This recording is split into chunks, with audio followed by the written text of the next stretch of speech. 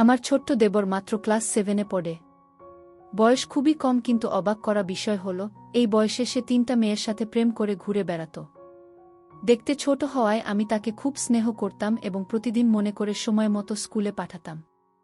সে যেন লেখাশোনা করে ভালো চাকরি করতে পারে, তাই আমি তাকে নিষেধ দিয়েছি যে এই বয়সে এসব করো না। তখন দেবর আমাকে বলল, তাহলে ভাবি তুমি আমার সাথে প্রেম করবে? আমার ভালোবাসার মানুষ হবে? আমি যা চাই তা দিবে। আমি দেবরের কথা শুনে ভাবলাম, তাকে অন্তত মেয়েদের কাছ থেকে বিরত রাখার জন্য তার সাথে আমার প্রেমের অভিনয় করতে হবে। তার চাও আমার পূরণ করতে হবে। আমি মনে করেছিলাম তার বয়স কম, সে আর কি বা করতে পারবে। কিন্তু এই ধারণা আমার ভুল ছিল, কারণ একদিন রাতে দেবর আমার সাথে। আমি ভাবতেই পারছি না, ও ছোট মানুষ, ওর এত বড় কি করে হয়। আজকের গল্পটি সম্পূর্ণ ওই রকমের, তাই আমি গ্যারান্টি দিয়ে বলতে পারি গল্পটি শেষ পর্যন্ত শুনলে তোমাদের দাঁড়িয়ে যাবে। তাই ভিডিওটা শুরু থেকে শেষ পর্যন্ত দেখার অনুরোধ রইল। তাহলে কথা না বাড়িয়ে এবার আসল ঘটনা বলি। বাসায় ঢোকার পর বাজারের ব্যাগ থেকে একটা সুগন্ধ পারফিউম বের করে ভাবির সামনে হাঁটু গেড়ে বসে বললাম, ভাবি তোমার জন্য শত মানুষের ভিড়ে ঠেলাঠেলি করে মানুষের বিশ্রী ঘামের গন্ধ সহ্য করে নিয়ে এলাম এই সুগন্ধ পারফিউম। তুমি এই পারফিউম হাতে নিয়ে ধন্য কর আমায়। ভাবি তখন রান্নাঘরে মাছ ভাজছিল। গরম খুন্তি হাতে নিয়ে আমায় বলল, 9:30 বেজে গেছে, তাড়াতাড়ি ফ্রেশ হয়ে স্কুলে যা বলছি। আমি মুচকি হেসে ভাবিকে বললাম, আজ তো স্কুলে ক্লাস হবে না, শুধু শুধু গিয়ে কোনো লাভ হবে না। ভাবি রেগে গিয়ে বলল, ক্লাস না হলেও তুই স্কুলে যাবি। কয়েকদিন পর এসএসসি পরীক্ষা, সেদিকে খেয়াল আছে। আর স্কুলে না গিয়ে তুই যদি অন্য কোথাও যাস তাহলে কিন্তু খবর আছে তোর। আমি কিন্তু স্কুলে ফোন দিয়ে খবর নিব। আসলে আমার স্কুলের পড়া শেখা হয়নি, তাই ভেবেছিলাম স্কুলে যাব না। কিন্তু ভাবি যে ভাবে রেগে আছে, যদি স্কুলে না যাই তাহলে আমার খবর আছে। তাই বাধ্য হয়ে স্কুলে গেলাম। স্কুল থেকে বাসায় আসতে আসতে বিকেল হয়ে গেল। ভাবি আমার কাছে এসে বলল, তুই টিফিনে খেতে এলি না কেন? স্কুলের পাশেই তো বাসা, খেয়ে গেলে কি সমস্যা হতো? আমি ভাবি থেকে একটু সরে গিয়ে মাথাটা নিচু করে বললাম, বন্ধুদের সাথে বাইরে খেয়ে ফেলেছিলাম। ভাবি আমার দিকে রাগী চোখে তাকিয়ে বলল, তুই আমার কাছে আয় তো।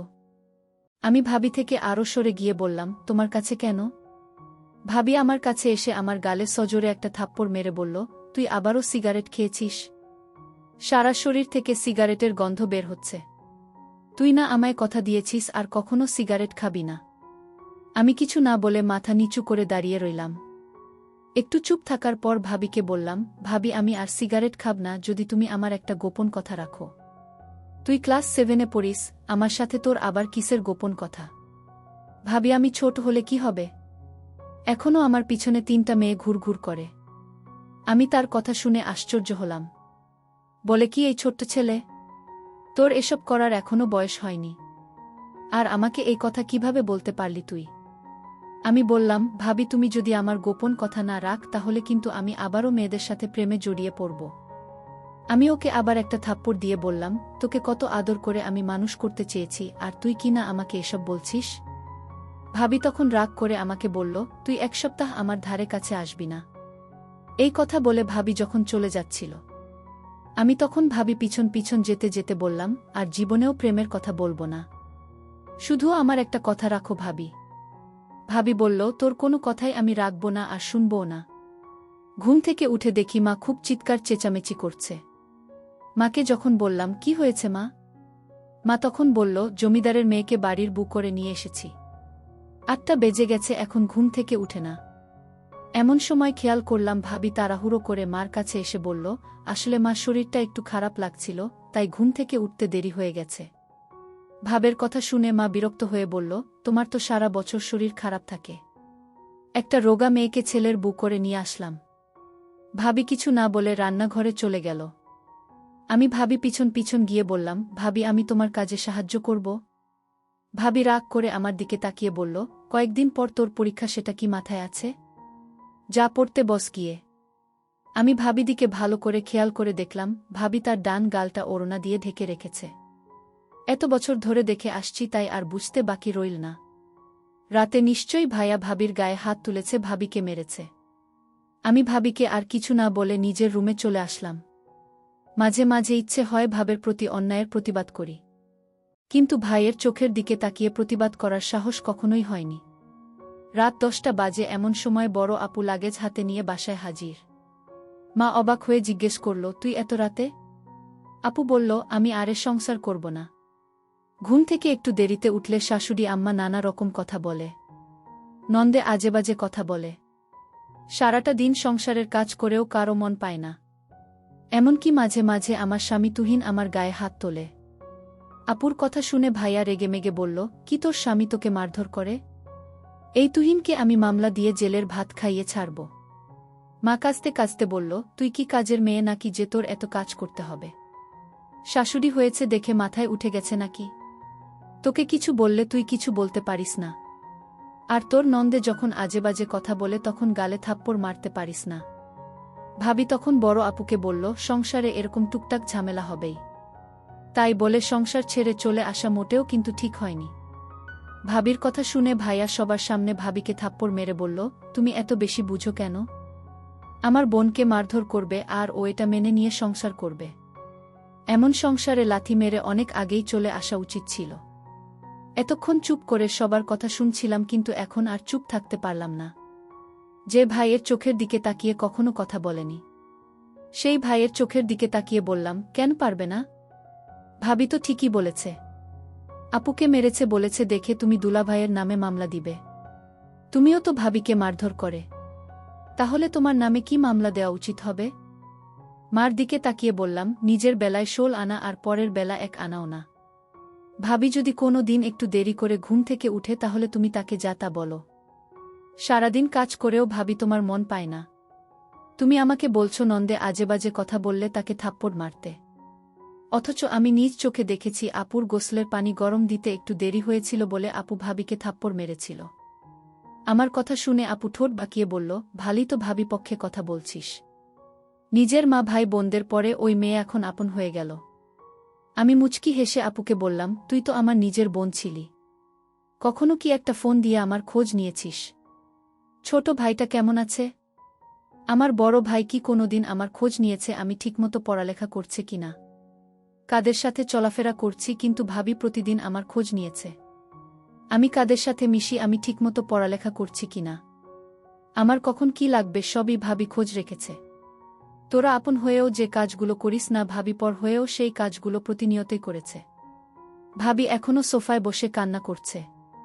আমি ভাবিকে বললাম, কেবল বাজে 11টা, এখনো যশোরের গাড়ি পাওয়া যাবে। এই সংসারের জন্য অনেক করেছ, যেদিন তোমায় সংসারের মানুষ তোমার প্রাপ্ত সম্মানটা দেবে সেদিন না হয় এই সংসারে ফিরে এসো, ততদিন না হয় বাপের বাড়িতে থাকলে। গাড়ি গন্তব্যের দিকে ছুটে চলছে। বাসের জানালা দিয়ে ভাবি আনমনে বাহিরের দিকে তাকিয়ে আছে। আমি ভাবিকে বললাম, ভাবি এই অন্ধকারে বাহিরে কি দেখছ? ভাবি চোখের কোণে লেগে থাকা চোখের জলটা মুছে বলল, তুই একটা ছোট্ট ছেলে হয়ে তুই আমার জন্য এত কিছু করলি, তোর এই ঋণ আমি কোনোদিন পরিশোধ করতে পারব না। ভাবিকে বললাম, ভাবি তুমি একটু ধৈর্য ধরো, দেখবে সব ঠিক হয়ে গেছে। ছোট্ট ছেলের কথা শুনে আমি বারবার অবাক হচ্ছি। যাই হোক, আমিও ভাবির সাথে ভাবির বাপের বাড়ি চলে এলাম। ভাবি বলল, আমি তোকে আমাদের বাড়ির পাশের স্কুলে ভর্তি করাব। ছোটদের বলল, ও তার একটি নাম আছে, সেটা হলো ফাহিম। ছোট্ট ফাহিম বলল, আমি স্কুলে পড়ব না যদি তুমি আমার গোপন কথা না রাখো। বাড়িতে গেলে বাবা আমায় খুব সুন্দর করে থাকতে দিল। যে সংসারে মেয়েদের কোনো মূল্য নেই সেই সংসারে না থাকাই ভালো। বাবা আমাকে এভাবে সাহস দিয়ে বলেছিল, মা তুই আজ থেকে আমার বাড়িতে থাকবি আর তোর ছোট্ট দেবর ফাহিমকে লেখালেখা শেখাবি। পরদিন আমার ছোট্ট ফাহিমকে স্কুলে ভর্তি করে দিলাম। সে স্কুলে প্রতিদিন যেত। আমি মাঝে মাঝে খোঁজ খবর নিতাম ফাহিম কি আসলে ভালো করে লেখালেখা করছে নাকি উল্টাপাল্টা কোনো কিছু করছে। কিছুদিন স্কুলে ভালো করে লেখালেখা করতে শুরু করল। কিছুদিন পর দেখলাম আমার ছোট্ট দেবর ফাহিমের পরিবর্তন। সে ঠিকমতো খাওয়া দাওয়া করে না, রাতে পড়ালেখা করে না। আমি তাকে কিছু না বলে আমি তার মনের ভিতর কি চলছে তা জানতে আমি তার স্কুলে লুকিয়ে যেতাম। কিন্তু স্কুলে একদিন লুকিয়ে গিয়ে যা দেখলাম তা দেখে আমার মাথায় মনে হয় আগুন ধরে গেল। এই ছোট্ট ছেলে এই বয়সে 3টা মেয়ের সাথে প্রেম করে ঘুরে বেড়াচ্ছে, আমি তা দেখে অবাক হয়েছিলাম। আমি আজ সিদ্ধান্ত নিলাম ফাহিম বাড়িতে আসলে আজ তাকে জবাবদিহি করতে হবে। এই বয়সে এসব করা কি ঠিক? স্কুল থেকে ফাহিম বাড়িতে ফিরল। আমি তাকে জিজ্ঞেস করলাম, ফাহিম স্কুলে কি ঠিকমতো পড়াশোনা করছিস? ফাহিম বলল, ভাবি কি যে বলো, আমি আজ সাপ্তাহিক পরীক্ষায় ফার্স্ট হয়েছি। আমি মনে মনে বললাম, আহা বোকা ছেলে, তুই আমাকে বোকা বানিয়ে ফেলতে চাইছিস। ফাহিম, তুই আমার কাছ থেকে কিছু লুকানোর চেষ্টা করবি না। আমি কিন্তু সব জানি। ভাবির কথা শুনে আমার গলাটা শুকিয়ে গেল। আমি বললাম, ভাবি, আমি কি তোমার সাথে মিথ্যা কথা বলতে পারি? আচ্ছা ফাহিম, তুই আজ আমার সাথে এত বড় মিথ্যা কথা বলতে পারি? তুই, তোর বিষয় আমি জেনেছি, তুই এই বয়সে প্রেম করে ঘুরে বেড়াস, তাও একজনের সাথে না, 3 জনের সাথে। আমি আজ নিজ চোখে দেখেছি তুই মেয়েদের সাথে বসে গল্প করছিস। আমার চোখে তুমি ফাঁকি দিতে পারবি না ফাহিম। ফাহিম, আমি তোকে নিয়ে অনেক স্বপ্ন দেখি। তুই এখন এসব করলে তো তোর জীবনটা নষ্ট হয়ে যাবে। ফাহিম আমাকে বলল, ভাবি, আমি জানি না আমার রাতের শরীর কেমন লাগে। আমি ফাহিমের কথা শুনে বুঝতে পারলাম ওকে এই প্রেম করা থেকে বাঁচাতে হলে আমার তার সাথে কিছু অভিনয় করতে হবে। তার ইচ্ছা আমার পূরণ করতে হবে। যাই হোক, আমি ফাহিমকে বললাম, এসব তোর বাদ দিতে হবে, নইলে তোর অবস্থা খুব খারাপ হবে কিন্তু। আমি ফাহিমকে বললাম, ফাহিম, তুই কি চাস বলতো? যদি আমার কাছে থাকে তাহলে আমি তোকে দিব। ফাহিমের মুখে হাসি ফুটে উঠল আমার এই কথা শুনে। ভাবি, তুমি যদি আমার মনের আশা পূরণ করো তাহলে আমি সব বাজে কাজ থেকে বের হয়ে আসব। আমি ফাহিমকে বলেছিলাম, ফাহিম, কি তোর ইচ্ছা আমার কাছে বলতে পারিস? ফাহিম তখন আমার কথা শুনে স্মরণ পেল। ভাবি, তুমি সত্যি আমার ইচ্ছা পূরণ করবে? আমি ফাহিমকে বললাম, তাহলে কি তোর মনে হয় আমি মিথ্যা কথা বলছি? ফাহিম বলল, ঠিক আছে ভাবি, রাতে বলবো। রাতে ফাহিম খাওয়া দাওয়া শেষ করে আমার রুমে এসে বলল, ভাবি, আজ আমি তোমার রুমে ঘুমাব। আমার একা একা ঘুমাতে ভয় লাগে। তোমাদের বাসাটা অনেক বড়। আমি ফাহিমকে বললাম, ফাহিম, তুই তো ছোট মানুষ, তুই কি আমার চাহিদাটা কি বুঝবি? ফাহিম বলল, ভাবি, আমি এতদিন যে একটা গোপন কথা বলতে চেয়েছিলাম, আজ সেটা তোমাকে বলবো। ভাবি বলল, তোর গোপন কথা কি সেটা আমি জানি। আমি ভাবিকে বললাম, ভাবি, তুমি জানবে কি করে আমার মনের কথা? ভাবি বলল, দেখ, আমি 3টা বছর তোকে লালন পালন করেছি, আর তোর মন কি চায় সেটা আমি বুঝব না, তাহলে কি বুঝবে? আমি ভাবিকে বললাম, ভাবি, তাহলে বলো আমার মন কি চায়? ভাবি তখন বলল, তোর মন সবসময় আমাকে নিয়ে ভাবে। তুই রাতে আমাকে নিয়ে স্বপ্ন দেখিস। তুই আমাকে চাস, তাই না? ফাহিম তখন অবাক হয়ে গেল আর মনে মনে চিন্তা করতে লাগল, ভাবি আমার মনের খবর কি করে জানল? যাই হোক, ভাবি তখন বলল, তুই তো ছোট্ট একটা ছেলে, তুই কি আমার অভাব দূর করতে পারবি? আর এভাবেই তুমি একটা সুযোগ দিয়ে দেখো না আমি কি করতে পারি। ফাহিমের মুখে এই কথা শোনার পর মনে মনে চিন্তা করলাম, ছোট্ট একটা ছেলে, সে আমার ছেলের বয়সী, সে কিনা বলে তাকে একটা সুযোগ দিব। কিন্তু আমি সিদ্ধান্ত নিলাম, ফাহিমকে খারাপ কাজ থেকে বাঁচাতে হলে তার সাথে আমার প্রেমের অভিনয় করতে হবে। আমি ফাহিমকে বললাম, আমি যদি তোর মনের সকল ইচ্ছা পূরণ করি তাহলে তুই কি ভালো করে লেখালেখা করবি? ফাহিম বলল, ভাবি, তুমি একটা সুযোগ দাও, পরে দেখ, আমি পরীক্ষায় ভালো রেজাল্ট করব। তারপর আমার মনের ভিতর বিভিন্ন রকমের চিন্তা ঘুরপাক খাচ্ছিল। এটা কি ঠিক হবে? আমি তো খারাপ কিছু করছি না। আমি বরং ফাহিমকে মেয়েদের কাছ থেকে দূরে রাখার জন্য আমি তার সাথে অভিনয় করে যাচ্ছি। আমি ফাহিমকে বললাম, ফাহিম, আজ তোর মনের ইচ্ছা পূরণ করব। তুই আজ রাতে আমার কাছে যা চাইবি তাই পাবি। ঠিক তখনই ফাহিমের বাবা মানে আমার শ্বশুর ফোন করে বলল, বৌমা, তোমার শাশুড়ি খুব অসুস্থ, তুমি তোমার শাশুড়ি আমাকে ক্ষমা করে দাও, আর তুমি তাড়াতাড়ি বাড়িতে ফিরে এসো। আমার স্বামী আমাকে নিতে আসে। আমার স্বামী আমার কাছে ক্ষমা চাইল।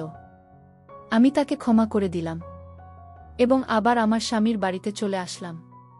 এদিকে ফাহিম বলল, ভাবি, আমার মা অসুস্থ ছিল তাই আর হলো না, আজ কিন্তু কোনো বাধা আমি মানব না।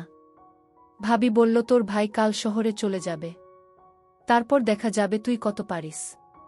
বন্ধুরা, আজ অনেক রাত হয়ে গেছে, সেজন্য বাকি গল্পটা বলতে পারলাম না। এই গল্পের বাকি অংশ আগামীকাল তোমাদের প্রিয় সামিয়া ব্লগ চ্যানেলে দেখবে পারবে। গল্পটি যদি ভালো লাগে তাহলে একটি লাইক দিও, আর তোমরা যদি এরকম মজার ভিডিও পেতে চাও তাহলে দয়া করে আমার সামিয়া ব্লগ চ্যানেলটি সাবস্ক্রাইব করো। সবশেষে তোমাদের সকলের দোয়া কামনা করি, আর ধৈর্য ধরে ভিডিওটি দেখার জন্য তোমাদের সকলকে অনেক অনেক ধন্যবাদ।